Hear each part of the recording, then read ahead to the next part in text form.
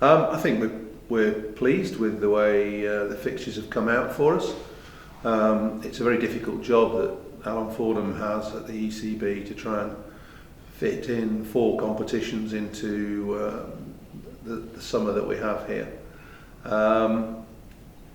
But generally, I'm delighted with it. I think the feature is that we can play all 7 home county championship matches at Emirates Old Trafford. I think that's a big plus for us, and a big plus for the supporters as well, because this place is a great place to play cricket. We enjoy playing here, the lads enjoy playing here, they like their home base, so that's excellent. The other fixtures, in general, a little bit of extra travelling, certainly in the RL50. We're north of the country, south of the country. We're from Newcastle down to the Isle of Wight, but that'll be a good experience for all the lads playing in that competition. So generally, yeah, I'm pretty pleased. I mean, is there any particular fixtures which stand out? I'm thinking particularly Yorkshire at Scarborough. Well, Yorkshire at Scarborough is always a festival atmosphere there. The fixture itself is a hugely well supported fixture anyway, but Scarborough tends to bring people in. There's going to be 12,000 in the ground, I would think, at least. And I've got good memories of playing at Scarborough. One of the last games I played for Lancashire in Championship cricket, I captained the side and we beat Yorkshire there. That's going back into the early 90s. So no, that'll be a really good away fixture. Yeah, looking forward to that. Just on the subject of outgrounds, we'll be playing games out at Blackpool, Scarborough and Liverpool. Just give us your thoughts on why we've chosen those venues. Well, the RL50 tournament runs parallel with the new 100, so ostensibly Lancashire have to play their games away from Emirates Old Trafford. We are playing one RL50 game here, which is good news. So that's the section of the summer, if you like, when we've got to go and use outgrounds. And Liverpool, we're playing 2 games, a T20 game at the end of May, and then an RL50.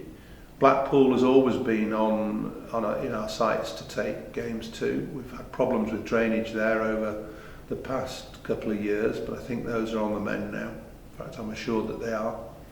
And Blackpool has always been a good ground to go to, good crowd.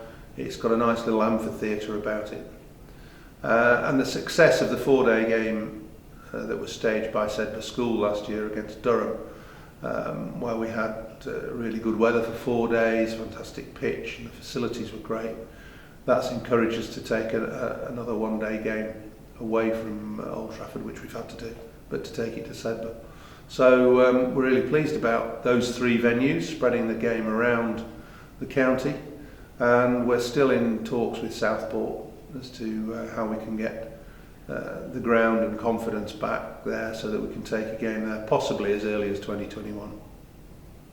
As you've just touched on there as well, the RL50 runs parallel with the 100 this year.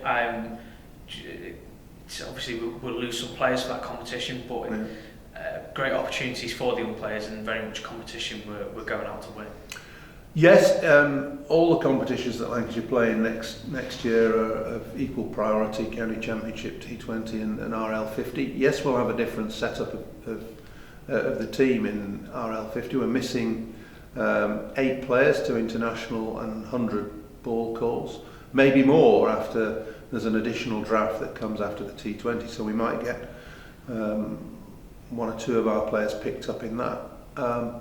It's an ideal opportunity for some of the senior players that haven't been picked up in the 100 to blend with our young and developing staff here to challenge for that RL50 title. I think it's a great experience for the youngsters.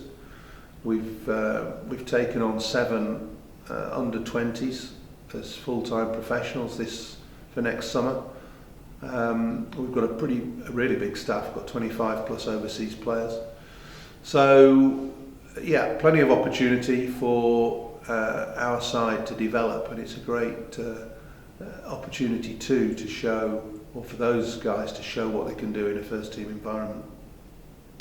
as you've mentioned there, you've added 7 young professionals, which I think you mentioned takes the squad up to 25. You're pleased with that number ahead of the new season?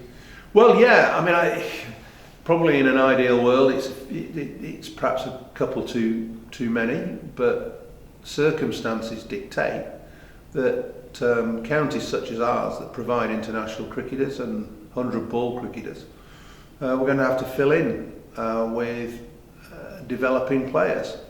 So the staffs are going to have to increase. We are going to have to give opportunities to younger players. So the onus is on the academy and the EPP and the county age group pathway to keep producing players that we can draft into the professional setup at the age of 18. And that will only go on, that situation. It's not going to tail off in the short term. There's going to be a bigger demand for younger players right the way across the spectrum of cricket.